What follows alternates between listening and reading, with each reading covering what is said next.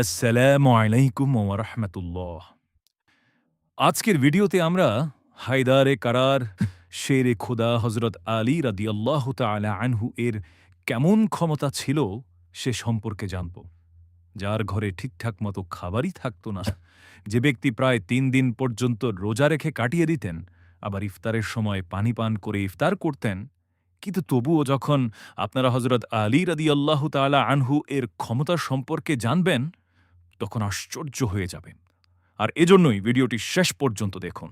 উহুদের যুদ্ধ এবং বদরের যুদ্ধের পর আল্লাহ রব্বুল আলামিনের দয়াতে মুমিনরা খুবই শক্তিশালী হয়ে গিয়েছিলেন। সেখানে দ্বিতীয় দিকে যারা কাফের এবং মুশরিক ছিলেন, তারা দুর্বল হতে শুরু করেছিলেন। আর সেজন্য তারা চাইত যে কোনো প্রকারে মুসলিমদের অস্তিত্বকে একেবারে সমাপ্ত করে দেয়া যায় কিনা। তারা অল আউট প্ল্যান করছিল। মানে সমস্ত শক্তি দিয়ে এমন একটা যুদ্ধ করতে হবে যেন মুসলিমদের চিরতরে নির্মূল করে দেয়া যায়। এরপর ৬২৭ খ্রিস্টাব্দে জানুয়ারি মাসে কাফের এবং মুশরিকরা একসঙ্গে জোট বেঁধে মদিনার দিকে এগুতে শুরু করল। এই খবর যখন মোহাম্মদ সাল্লাল্লাহু আলাইহি ওয়াসাল্লামের কাছে পৌঁছালো, তখন রাসূল সাল্লাল্লাহু আলাইহি ওয়াসাল্লাম তার সমস্ত সাহাবা কেরাম রাদিয়াল্লাহু তাআলা আনহুদের ডেকে বললেন, একদিকে আরবের সমস্ত মুশরিকরা জোটবদ্ধ হয়েছে, আর অন্যদিকে আমরা সামান্য কয়জন মুসলিম। এ আমার সাহাবীরা, এখান থেকেই শুধুমাত্র আল্লাহ রব্বুল আলামিনের পক্ষ থেকে সিদ্ধান্ত আসবে যে হক আর বাতিলের মধ্যে কোনটি সত্য। সমস্ত সাহাবা রাদিয়াল্লাহু তাআলা আনহুগণ ভাবতে লাগলেন, এত বড় কাফের সেনাদের সঙ্গে আমরা কিভাবে লড়াই করব। এরই মধ্যে সালমান ফার্সি রাদিয়াল্লাহু তাআলা আনহু বলতে লাগলেন, ইয়া রাসূলাল্লাহ, আমাদের মদিনা তো ৩ দিক দিয়ে পাহাড় দ্বারা বেষ্টিত, আর যাওয়া আসার জন্য শুধুমাত্র একটি রাস্তাই খোলা আছে। যদি আমরা ওই একমাত্র রাস্তাটিতে বড় গর্ত করে খাল খনন করে দিই, তাহলে কোনো কাফের খোলাখুলি মদিনায় হামলা করতে পারবে না। সুবহানাল্লাহ। তারপর আল্লাহর রাসূল সেটি গ্রহণ করলেন। ৬ দিন যাবৎ সমস্ত মুসলিমরা এই কাজ কন্টিনিউয়াসলি করতে থাকলেন। আর শেষ পর্যন্ত মদিনাকে হেফাজত করার জন্য ৫.৫ কিলোমিটার লম্বা ও ৪.৫ মিটার গভীর এবং ৯ মিটার চওড়া একটি খন্দক খনন করা হলো, যার বাংলা অর্থ হচ্ছে চওড়া খাল। খন্দকের যুদ্ধে কাফের মুশরিকদের পক্ষে তাদের লিডার আবু সুফিয়ান তৎকালীন বিশ্বের সবচেয়ে বড় বীর আমর বিন মারহাবকে নিয়ে এসেছিলেন। আরবের বড় বড় পালোয়ানেরা পর্যন্ত আমর বিন মারহাবকে ভয় পেত। আর এত সব পালোয়ান সহ তারা যখন মদিনার কাছে এসে দেখল মদিনার প্রবেশ পথে একটি বড় খাল খনন করা হয়েছে, আর যা দেখে তারা ভীষণ অবাক হল, আর ভাবল যে এত বড় খন্দক এত সামান্য কয়েকজন মানুষ কেমন করে খুঁড়তে পারল। এবার আমরা মদিনার উপর আক্রমণই বা কিভাবে করব। এরপর তারা ৬ সপ্তাহ পর্যন্ত মদিনার বাইরে বসে অপেক্ষায় থাকল সুযোগের জন্য। তারপর আমর বিন মারহাব বলল, এটা তো আমাদেরকে অপমান করার জন্য করা হয়েছে, আর আমি এই খালের পাড়ে বসে মদিনাবাসীদের অপেক্ষা করতে পারব না। আমি এখনই খাল টপকে মদিনায় ঢুকছি। যেই কথা সেই কাজ। সে মদিনায় প্রবেশ করল খাল টপকে, তারপর জোরে জোরে চিৎকার করতে লাগলো, বলল, হে মুসলমান মিথ্যাবাদী কাপুরুষেরা, যদি ক্ষমতা থাকে তাহলে বেরিয়ে এসো আমার সঙ্গে মোকাবেলা করতে, অথবা আমার হাতে হত্যা হয়ে যাও। এমন কথা শুনে সমস্ত মুসলিম নিজের চক্ষু দৃষ্টিকে নিচে করে রাখল আর চুপচাপ থেকে গেল। এরই মধ্যে হযরত আলী রাদিয়াল্লাহু তাআলা আনহু খাড়া হয়ে দাঁড়ালেন আর বলতে লাগলেন, ইয়া রাসূলাল্লাহ, আপনি আমাকে অনুমতি দিন, আমি সেখানে যাব। মুহাম্মদ সাল্লাল্লাহু আলাইহি সাল্লাম বলেন, হে আলী, তুমি বসে পড়ো। তুমি কি জানো তোমার সামনে কে আছে? তোমার সামনে বিশ্ববিখ্যাত পালোয়ান আমর বিন মারহাব আছে, যার সঙ্গে তুমি মোকাবেলা করতে পারবে না, কেননা তুমি এর মোকাবেলাকারী নও, আর তোমার বয়সও এখনো কম। সে সময় আলী রাদিয়াল্লাহু তাআলা আনহু এর বয়স ছিল মাত্র ২৩ বছর। তারপর ওমর বিন মারহাব চিৎকার করতে করতে আবারও বলতে লাগলো, এই মুসলমানেরা, কোথায় তোদের সেই জান্নাত যেটি দাবি করিস? হেরে যাবি ভেবে মাথা নিচু করছিস, লজ্জা করে না? তোরা না শহীদ হলে জান্নাতে চলে যাবি?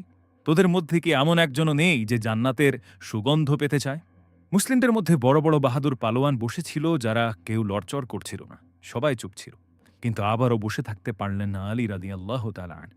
আবারও সোজা হয়ে দাঁড়িয়ে রাসূল সাল্লাল্লাহু আলাইহি সাল্লামের দিকে তাকিয়ে বললেন, ইয়া রাসূলাল্লাহ, আপনি শুধুমাত্র আমাকে অনুমতি দিন, আমি এই জালিম শয়তানের মুখ বন্ধ করে ছাড়ব। তখন রাসূল সাল্লাল্লাহু আলাইহি সাল্লাম আবারও বললেন, হে আলী, তুমি বসে যাও। তুমি কি দেখতে পাচ্ছ না তোমার সামনে অমর আছে? এরপর রাসূল সাল্লাল্লাহু আলাইহি সাল্লাম নিজে বললেন, কে এমন আছো যে এই কাফেরের মুখ বন্ধ করবে? এমন কথা শুনে সবাই নিজের নজরকে নিচের দিকে আনল। আর সবাই বলতে লাগলেন, ইয়া রাসূলাল্লাহ, আপনি কি জানেন না এই আমর বিন মারহাব এক হাতে উটের বাচ্চাকে ধরে রাখে আর অন্য হাতে শত শত শত্রুদের উপর একসাথে তরবারি চালায়? এই শয়তানের সঙ্গে কি লড়াই করতে পারলে? এরই মধ্যে হযরত আলী রাদিয়াল্লাহু তাআলা আনহু সুদৃঢ়ভাবে তৃতীয়বারের মতো দাঁড়িয়ে গেলেন আর বলতে লাগলেন, হে আমার আকা, আপনি আমাকে শুধুমাত্র অনুমতি দিন, আমি এই কাফেরের মুখ চিরতরে বন্ধ করে দেব। তৃতীয়বার বলার পর হযরত আলী রাদিয়াল্লাহু তাআলা আনহুকে রাসূল সাল্লাল্লাহু আলাইহি সাল্লাম যাওয়ার অনুমতি দিলেন। অনুমতি পাওয়ার সঙ্গে সঙ্গে হযরত আলী রাদিয়াল্লাহু তাআলা আনহু এক হাতে ঢাল, অন্য হাতে তরবারি নিয়ে আমর বিন মারহাব এর নিকট পৌঁছে গেলেন। আমর বিন মারহাব এর সমস্ত শরীর লোহার চাদর দ্বারা ঢেকেছিল, অর্থাৎ তার কাপড় লোহা দ্বারা তৈরিকৃত ছিল, এমনকি তার টুপিও লোহা দ্বারা তৈরি ছিল। আমর বিন মারহাব নিজের সামনে হযরত আলী রাদিয়াল্লাহু তাআলা আনহুকে দেখে বলতে লাগল, তুমি আবার কে? এই যুবক, তুমি কেন এখানে মরতে এসেছ? এটা শুনে হযরত আলী রাদিয়াল্লাহু তাআলা আনহু বলতে লাগলেন, আমি কারারে হায়দার। আমার মা আমার নাম রেখেছে হায়দার। আপনাকে জানিয়ে রাখতে চাই, হায়দার খুবই শক্তিশালী, দক্ষ একটি সিংহকে বলা হয়ে থাকে। আর কারার বলা হয়ে থাকে ফিরে ফিরে আক্রমণকারীকে। আর এজন্যই আলী রাদিয়াল্লাহু তাআলা আনহু এর উপাধি হল কারারে হায়দার, অর্থাৎ ফিরে ফিরে আক্রমণকারী সিংহ। আমর বিন মারহাব আবারও বলতে লাগল, তুই যেমনভাবে এসেছিস বাছা, সেভাবেই ফিরে যা, কেননা আমি বাচ্চাদেরকে মারতে চাই না। হযরত আলী রাদিয়াল্লাহু তাআলা আনহু বললেন, কিন্তু আমি তো তোকে মারতে এসেছি। এমন কথা শুনে আমর বিন মারহাব প্রচণ্ড রাগান্বিত হয়ে গেল, আর সেজন্য এগিয়ে এসে হযরত আলী এর উপর প্রচণ্ড জোরে হামলা করল। হযরত আলী রাদিয়াল্লাহু তাআলা আনহুর ঢালের উপরে এত জোরে আঘাত পড়ল যে তার ঢাল দুই টুকরো হয়ে তরবারির কিছুটা আঘাত আলী রাদিয়াল্লাহু তাআলা আনহু এর ঘাড় মোবারককে ক্ষতবিক্ষত করে দিল। কিন্তু এবারে হযরত আলী কারারে হায়দার হলেন, অর্থাৎ ফিরে ফিরে হামলা করতে লাগলেন। তিনি ঘুরে দাঁড়িয়ে অমর বিন মারহাবের উপর এমন একটি হামলা করলেন যেখান থেকে অমরের ঢাল একেবারে দুই টুকরো তো হলই, তার পাশাপাশি উপর থেকে নিচ পর্যন্ত আমরের শরীর দুই খণ্ডিত হয়ে গেল। বলা হয়ে থাকে, ইতিহাসে এত জোরে তরোয়াল দিয়ে কেউ কাউকে আঘাত করতে পারেন, কেননা আলীর এক আঘাতে অমরের ঢাল দুটুকরো হল। এছাড়াও আমর বিন মারহাবের গায়ে ছিল লোহার কাপড়, সে লোহার কাপড়ও ছেড়ে গেল এবং তার শরীরও দুই টুকরো হয়ে গেল। তারপর হযরত আলী রাদিয়াল্লাহু তাআলা আনহু আমরের লাশের উপর পা রেখে বলল, তুই আমার সঙ্গে কেমন করে মোকাবেলা করবি, পাথরের পূজারী, আর আমি রাব্বে মুহাম্মাদের গোলাম। পরের দিন রাসূল সাল্লাল্লাহু আলাইহি ওয়াসাল্লাম সকল সাহাবীদের উদ্দেশ্যে বললেন, আমি কাল বিজয়ের পতাকা একজনের হাতে তুলে দিব। অতঃপর আল্লাহর রাসূল সকালে উঠে আলীকে খুঁজতে লাগলেন। সকল সাহাবীরা বলল, ইয়া রাসূলাল্লাহ, আলীর চোখে ঝাপসা দেখছি, সে অসুস্থ আছে। একথা শুনে মুহাম্মদুর রাসূলুল্লাহ সাল্লাল্লাহু আলাইহি ওয়াসাল্লাম আলী রাদিয়াল্লাহু তাআলা আনহুকে ডেকে পাঠালেন এবং তার চোখে হাত বুলিয়ে দিলেন। সাথে সাথে আলী রাদিয়াল্লাহু তাআলা আনহু পরিপূর্ণ সুস্থ হয়ে গেলেন। অতঃপর বিজয়ের পতাকা নিয়ে ইয়াহুদীদের সেই কেল্লার দিকে যেতে শুরু করলেন আলী। সাহাবায়ে কেরাম রাদিয়াল্লাহু তাআলা আনহু যখন হযরত আলীকে দেখেছিলেন, তখন তাদের মনে যশ মনোবল আরও বৃদ্ধি পাচ্ছিল। হযরত আলী যখন ইয়াহুদীদের সেই কেল্লার কাছে পৌঁছালেন, তখন তিনি দেখলেন সেই কেল্লার যে প্রধান দরজা সেটি খুবই বড় ছিল এবং সেটি বন্ধ ছিল। সেটিকে ৭০ জন মানুষ একত্রিত হয়ে তারপর বন্ধ করত। এরপর হযরত আলী রাদিয়াল্লাহু তাআলা আনহু এক হাত করে তলোয়ার চালাতে শুরু করলেন আর অন্য হাতে এসে দরজাকে হিলাতে হিলাতে উপড়ে ফেললেন। আর সাহাবায়ে কেরামদেরকে বলতে লাগলেন, আপনারা সকলে এই কেল্লার মধ্যে প্রবেশ করেন। আর তারপর হযরত আলী রাদিয়াল্লাহু তাআলা আনহু সেই সময় পর্যন্ত দরজাটিকে উপর করে রেখেছিলেন যতক্ষণ পর্যন্ত মোটামুটি ৬০০ জন সাহাবী রাদিয়াল্লাহু তাআলা আনহু সেই কেল্লার মধ্যে প্রবেশ করতে না পেরেছিল।